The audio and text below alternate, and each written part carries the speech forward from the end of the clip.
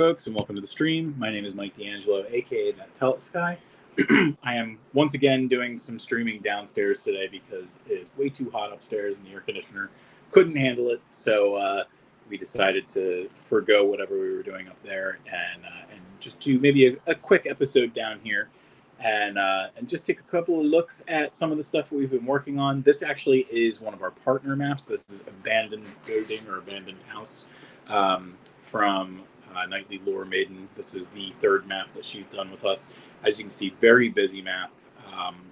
We tend to like those a lot more. I do the not so busy maps, but people like Matt and Knightly Lore Maiden do a wonderful job putting together these kind of busy looks and everything like that. So let's take a little tour. I've got things running kind of slow on my side just because I am, going through the map in like a backwards way. Anyway, so what you'll see here, what is that? Why does that look wonky? I guess just the way that my monitor's looking. Anyway, you can see we've got a lot of tree coverage in this map.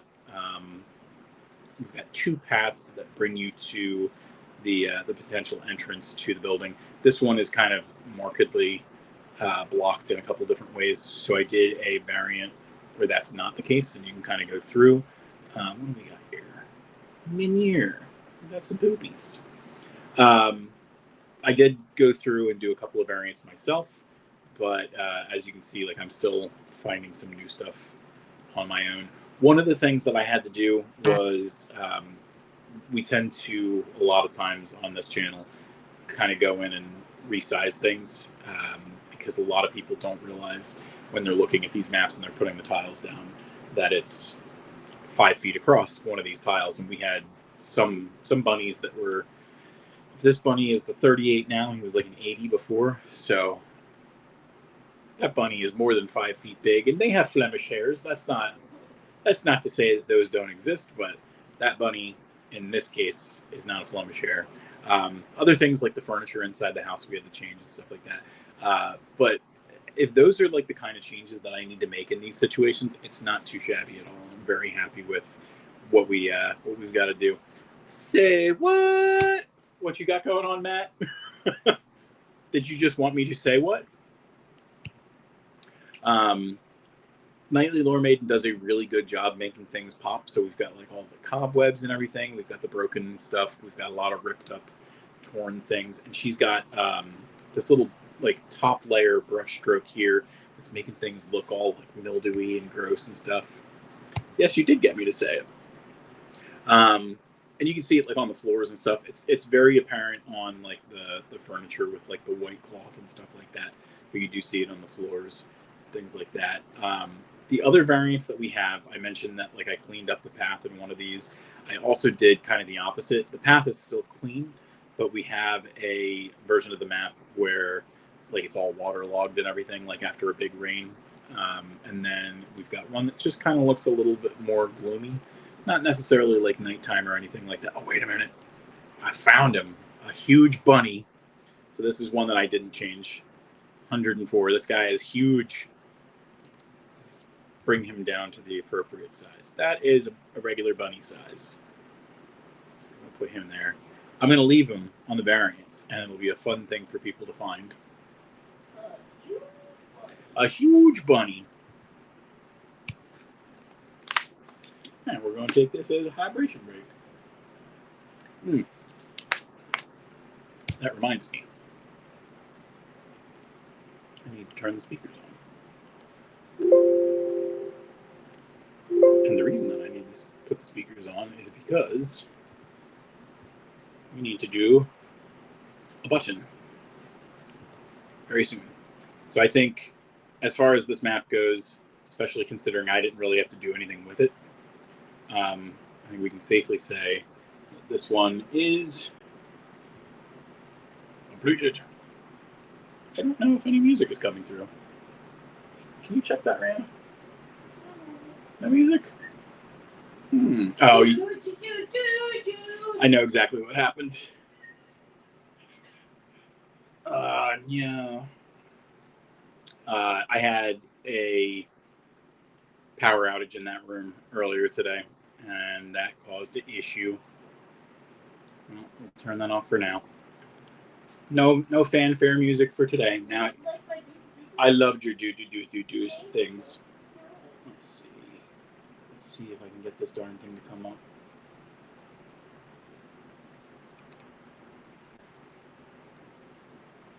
I think it's going to be mad at me. The Stream Deck is not going to be. It's not going to be content with me. Oh well. All right, let's take a step out of this map. I'll tell you what. Before we go to the next map, which is my Jungle Creatures map, let's go over to our Quantum Quest preview, and then we'll do our sponsors after that. Now that our Twitch channel has reached affiliate status, we can start to do some really cool things. One of them is inviting you to play our tabletop dungeon diving game, Quantum Quest. Using our channel points, called Quest Coins, you can queue up for one of our forthcoming Tabletop Thursday games. In addition, as we amass more followers, we'll continue to add new ways for you to use your Quest Coins. Join us and see if you can escape the living dungeon.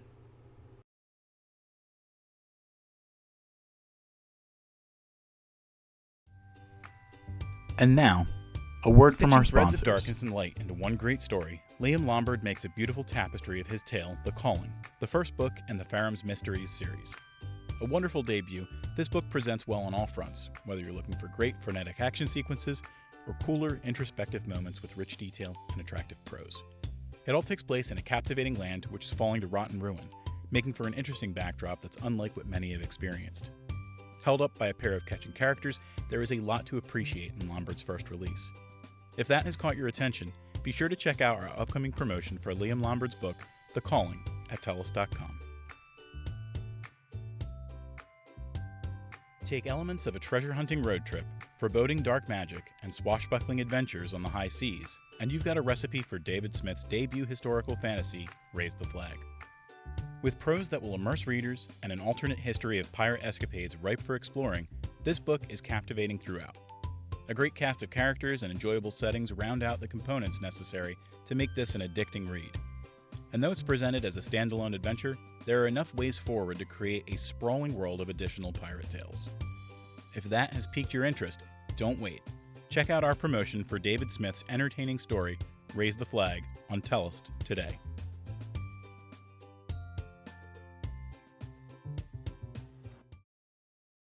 We are back. I realized that I have, I have one more sponsor to show off, but I'll do that in a couple of minutes. We're going to go into the Jungle Creatures map and see a little bit of the work that I did in this zone. We left it off and we were kind of more sparse, and the more I looked at the other map, the more I wanted this map to have a little bit more character and a little bit more density. So we didn't have a lot of tree coverage up here. I wanted it to kind of feel like more like paths than open area. So we've got a couple of places where like a spider web will get you. And there's tiny little paths that you can take to get around it. I was going to do something up here, but I think we'll leave that alone for now because we have the mushroomy kind of little trees over there. The whole premise of this map is it's Jungle Creatures. So we've got the Kaltori that we have down here. I might do a couple more like branches and things in this general area to make it look like when this creature went through, it broke down a lot of things. In the central area of the map, we've got the spider webs. We've got the will-o'-the-wisp over here that we showed off earlier, and a couple of bushes underneath, so that's nice. And you can't really see it unless you zoom real in, but you can see we've got a marsh crab here. What you think about the marsh crab?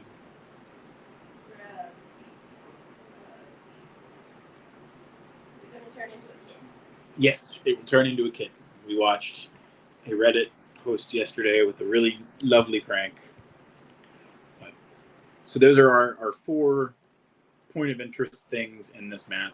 I think like I said, we still need to do a little bit more. So let me see. They don't have like branches or anything in the catalog here, but I should be able to, in theory, bare branched trees, but no actual branches. Tries even harder when you're not on the actual computer. What we're going to do is grab the fallen trees, and we should be able to kind of get one of these fallen trees, shrink it down a lot, and it'll look like a branch instead of a tree. So let's bring it down to, say, 30. It's still kind of big. There we go. That one feels a little bit more appropriate. Let's bring it down even further. We'll do like 15.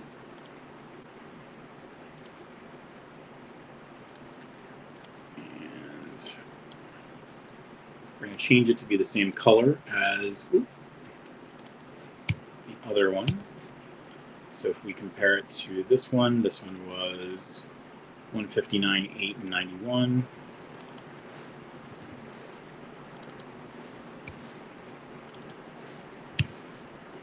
Something like that. And we should be able to keep on making more of these.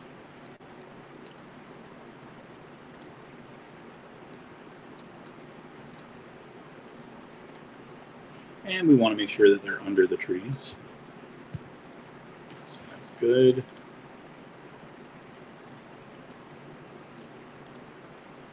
I think we have a rock here.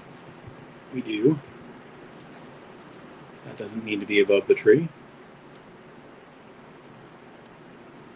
Kind of have it in the shadows so that we can see. We got another one up here. Also problematic. Any other rocks? It's tough to see when you've got like the grayscale like that.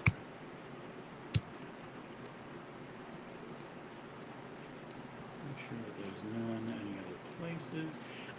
You'll notice I also did like these like gray vines. We have what's called iron vine ivy in the Tellest universe. So let's do that in a couple of places on the trees as well. You're not really going to see it on like the top of the trees because of the leafy structure and the height anyway, but we'll do stuff like that.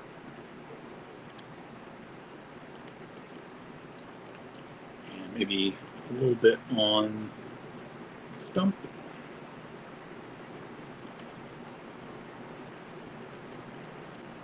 Just kind of ends up looking like moss. Oh, I think I see some more rocks that are above the tree.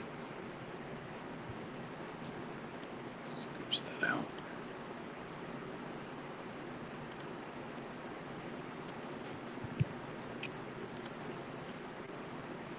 Others. We're okay. Let's grab some more of these guys.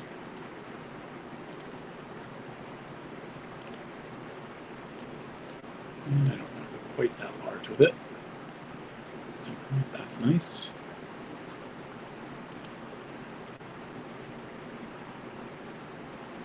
That needs to be under the tree as well.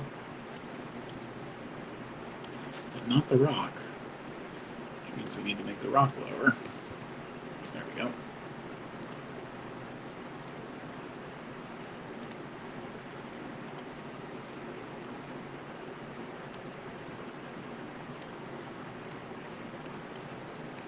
Okay, and what else we got?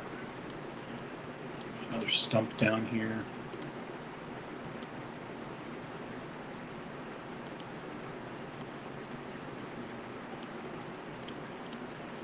See if we can't get a couple more branches in place.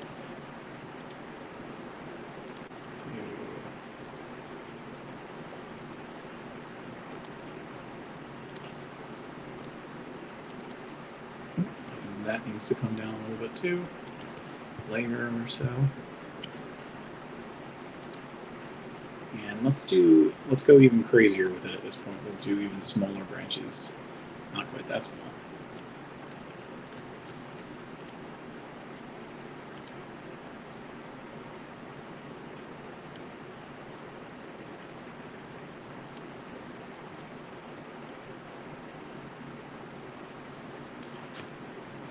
One layer further down, so we can kind of rest it underneath.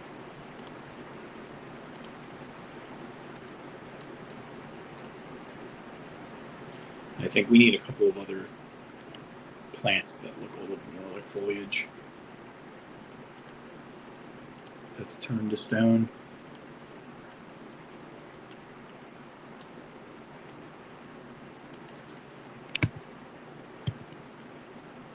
Okay.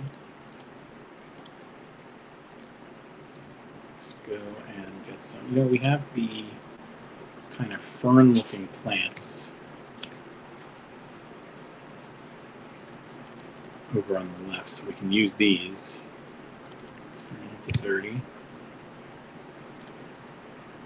And once again, we'll use this palette over here as a start. 159, 8, and 91.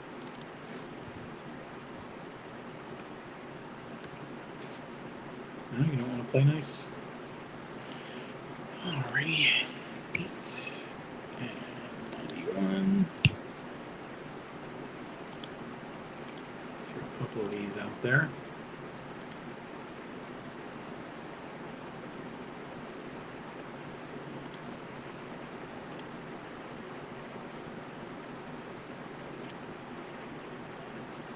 And let's go kind of smaller. We'll put some offshoots here and there.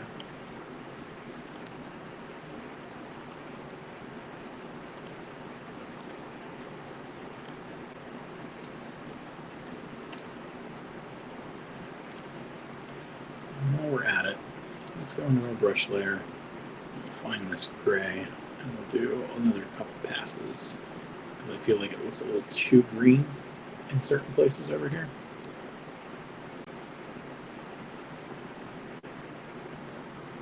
It would help if I was on the foreground layer. There we go, this is looking nice.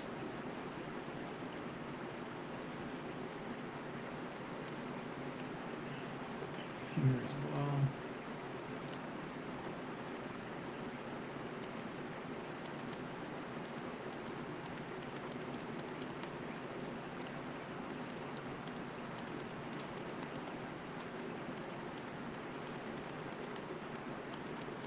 Maybe what we'll do is we'll go through and do one more pass of cracks so that they kind of come through a little bit nicer too.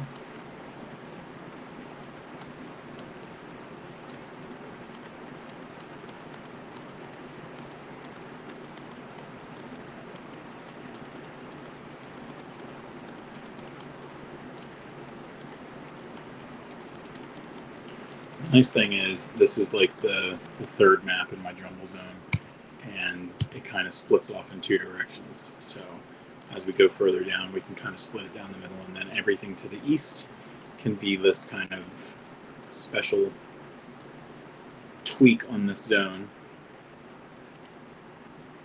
Let's keep going with this.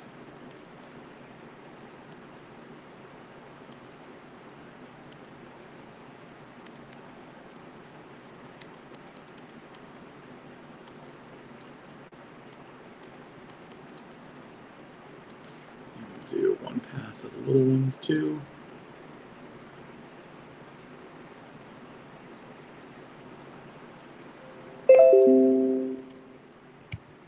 What you saying to me? I need you back talking. Got a couple of the smaller cracks over there. And we'll bring it as far up as over this way. And let's see what we got.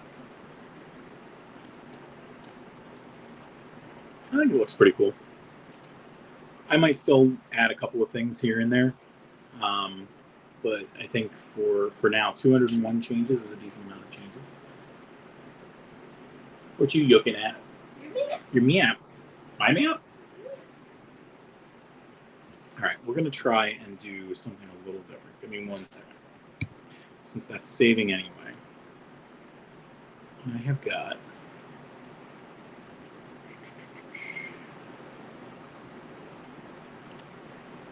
promo that I was trying to get done at some point earlier today, and I totally forgot about it. So I'm going to try and talk about it now instead. But in order to do this, there's something that I need to get prepped on the right screen. See if the darn thing pops up. We're going to do it live.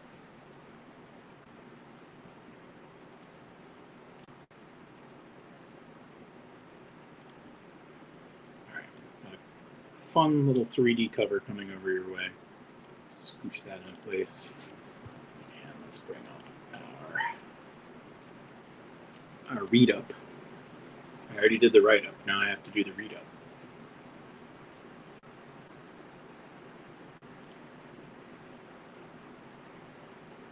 So while I'm working on bringing this up. Very professional today. Super duper. Feather duster? All right. Let's bring up the image again. There we go. Very nice, pretty cover. Quinine by Raymond Duane. So we'll do this a little bit more official tomorrow. Hopefully it'll be a little more cool up there. But a spectacular whirlwind adventure that mystifies as much as it enthralls readers, Raymond Duane's Quinine is the sort of epic fantasy that most people would have a hard time dreaming of. Yet, the author has done much with this universe, establishing foundational pieces of rich lore, religious history and prophecy, and wrapping it all together in a package that makes it feel like some of the best pulp fantasy of yesteryear. Indeed, there's a way that Quinine is presented that makes it feel as though this hero has been around for decades. Despite the classic feel, though, it is also wild in its imagination, with blended species bringing a sense of alien majesty to the world, which just so happens to be the massive hand of the goddess. If you'd like to learn more, head over to the Tellest website later this week, where you'll be able to find our promotion for Quinine by Raymond Duane. Well done. All right.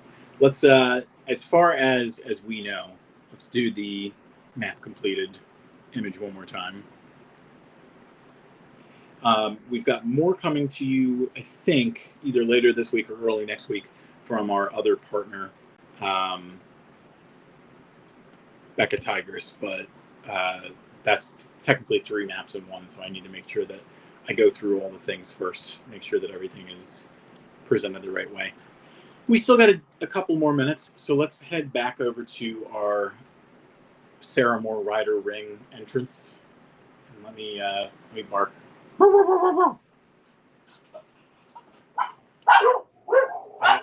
I have powers over our dogs. There was someone walking and they weren't doing their job. Poor Maisie. So you can see we got a lot that we did with this map. There's still a couple more horse racing teams that we need to throw back over here, and then obviously at some point I need to clean up the map itself because the terrain kind of looks a little bit boring. So we need to kind of clean that up, make that look a little bit nicer. As far as like everything up here goes, probably pretty good. We're gonna throw a couple more people in the stands. I'm gonna go through and make a couple more variants of the people. But I mean, so far looking pretty good. Let's do a couple more of our horsies. Let's do, we'll go kind of crazy with this. We're just going to grab a chunk of people. Make sure that we have the riders as well.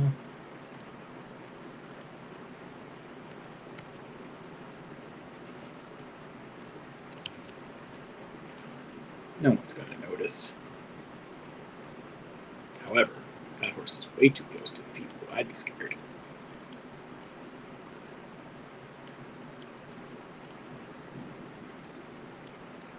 And let's go grab a couple more from the front.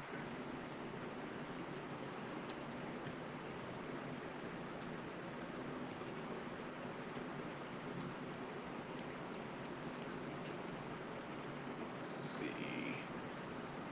Already got that guy. Let's grab these two as well. I'll say that everything in front of that horse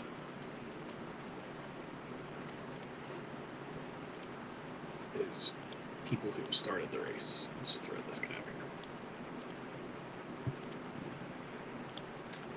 here. And we're going to look for, I don't remember if it was body or corpse or what. Let's do, we can do this person instead.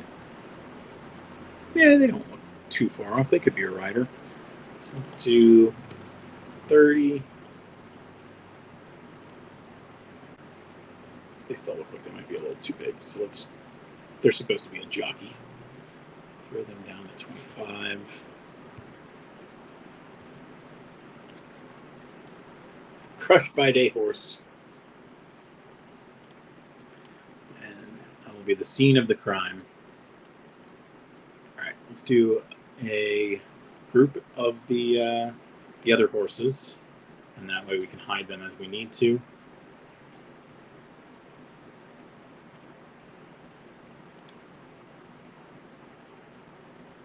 So we're going to create a group. This horses and riders. Nothing looks like we got lost in the shuffle. Let's do a real quick walk of that selection, and now if we need to, we can change the opacity so that we can make adjustments as needed. We'll not quite do that right now. Let's see.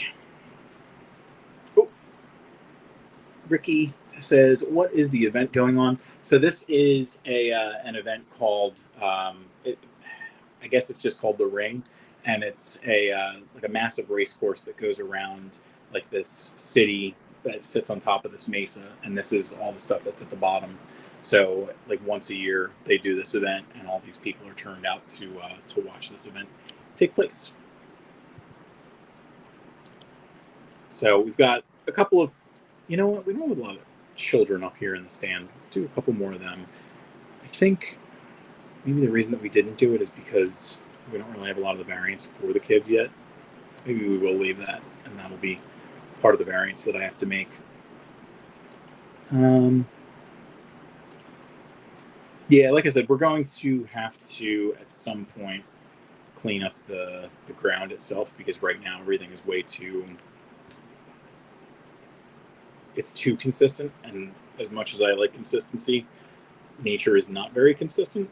So we'll try and clean that up a little bit. You know, I'm noticing this too. This can move now that I'm zoomed out a smidge. Scooch that back. Looks a little bit more good. So we've got a couple of things. We obviously have the race itself. We've got whatever happened here, which we could investigate. We've got some quote-unquote back alley dealings, and maybe what we can do for the fourth point of interest is the only two rich-looking folk up here are surrounded by some people who ought not be around them, and there's some bad stuff that's going to happen there. Ricky says, my opinion is they're too evenly spread out, clump some together. Are you talking about the riders, or are you talking about the people? The spectators? Oh, okay. Yeah, you're probably right. Let's do some clumps. So we'll go back into the horse and rider group, and let's do some clumping.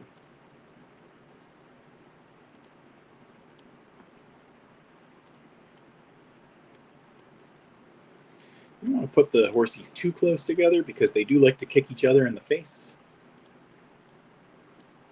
And I don't want them to look too even either. But we can definitely scooch them a little bit closer here and there.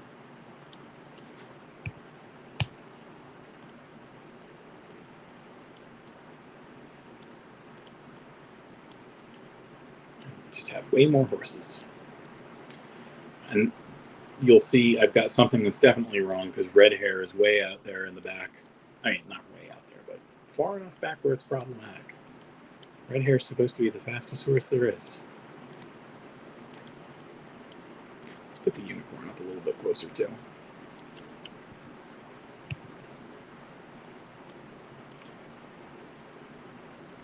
That one's going to have a bad time. He's going to hit that wall.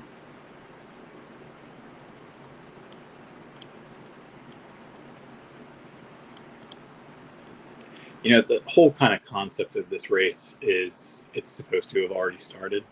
So having the horses kind of drawn more towards the front could help sell the idea that the race has begun. and there's enough distance between them and this guy back here for it to make a little bit more sense.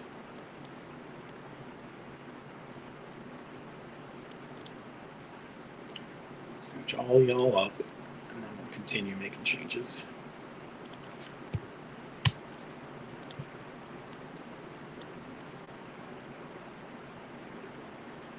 Thanks for that there opinion, sir.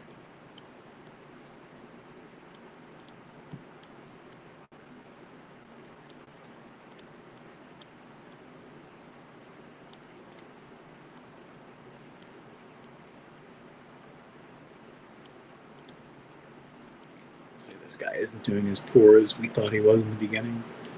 Comes up a little further. This one up here. Scooch this one up here. This guy over here.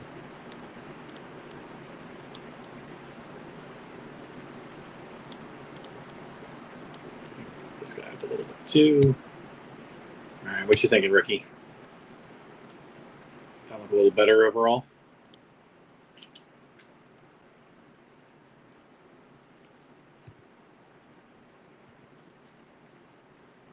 Let's see if...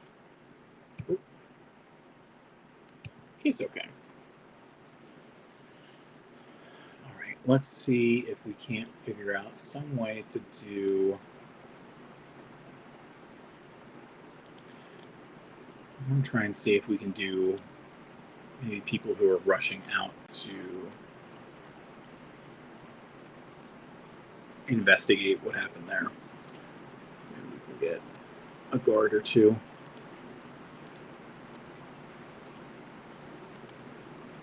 A little closer over here. Not an easy way to make them look like they're running, but oop, I did not mean to move you. I meant to copy you.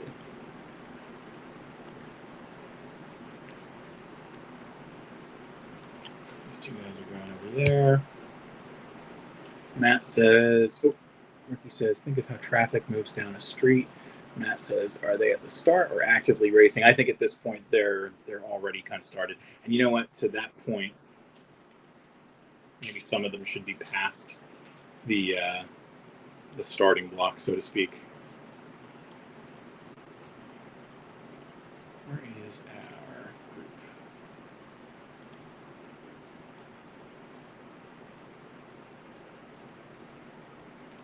Throw some of them off the screen, move some of them up.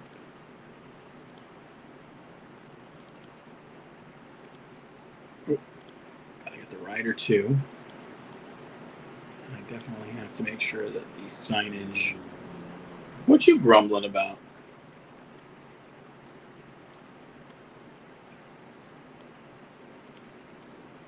Alright, let's bring that out. And where are the... I think it's a group, right?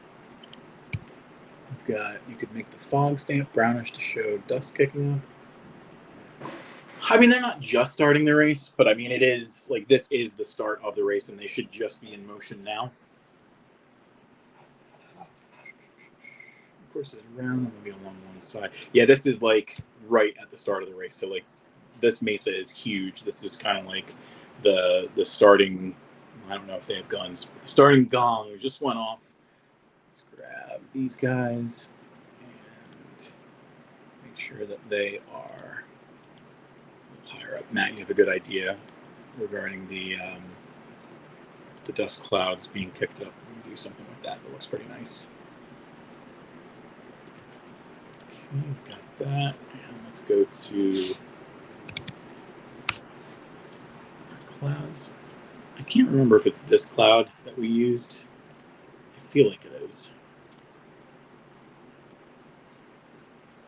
But maybe not. I think maybe we use the gloomy clouds from the Gothic set. Let's see.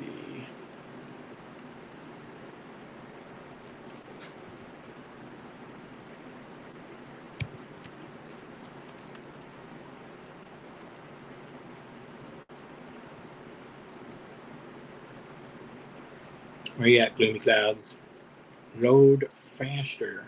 All right, there's the gloomy clouds. Creeping fog is what they call it. So let's do, no, not an open catalog.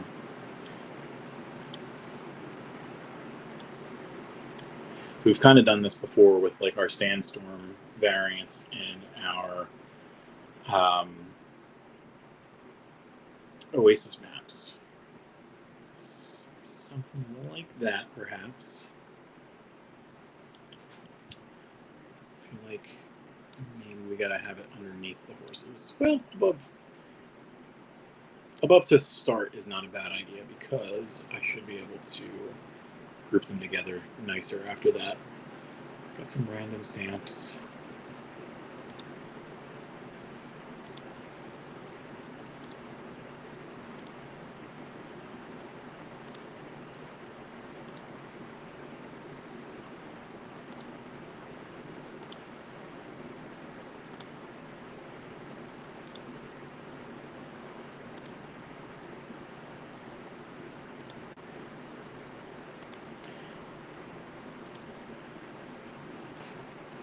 Let's also do, well, you know what? Here, let's grab these ones first.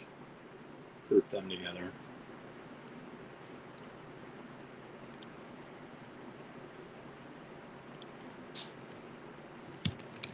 I'll let Dust kick up one, and then we're going to do another one that's back away.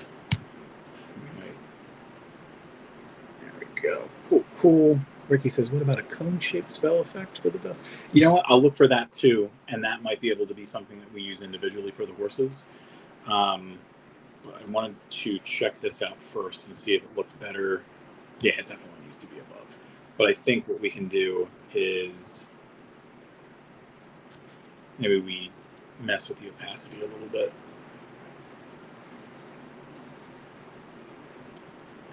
That doesn't look terrible. And then let's go and do another couple of these back further. And we're going to really diminish the opacity of this set of fog because the horses have already moved by, but some of it would still be kicked up in the air. So let's grab a couple of those. We don't need the big set there. I think that's everything. Like I said, we'll do another grouping. Dust, kick up 2. Let's mess with the opacity. Let's see. The opacity of that entire group is 62. So let's do 31 and see if we like the way that looks. Always, always, always. Okay, I like that. Now we are going to have to change the way some of that looks just because the ground underneath is going to take on different behavior in the way that it looks as well. Now, so I don't know if it'll work, but if you make the rocks itty bitty tiny and put them everywhere, it could look good for showing debris getting kicked up as well. I agree with you. The little flocking stones that we usually use. Yep, I think that's right. I'll tell you what, we are coming up to the end of our third quarter hour. Let's do a save real quick, and we'll go over to our show closing screen, and maybe it'll even work this time.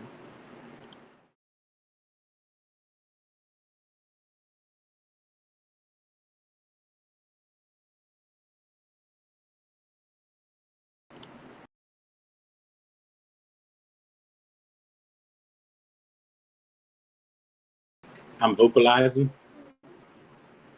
Is that you can hear me? Perfect. All right. I'm vocalizing. So, folks, on the screen right now, you should be able to see all the places that you can find Tellest content out on the internet. Tellest.com is a great first place to start because it'll bring you to a lot of our other projects.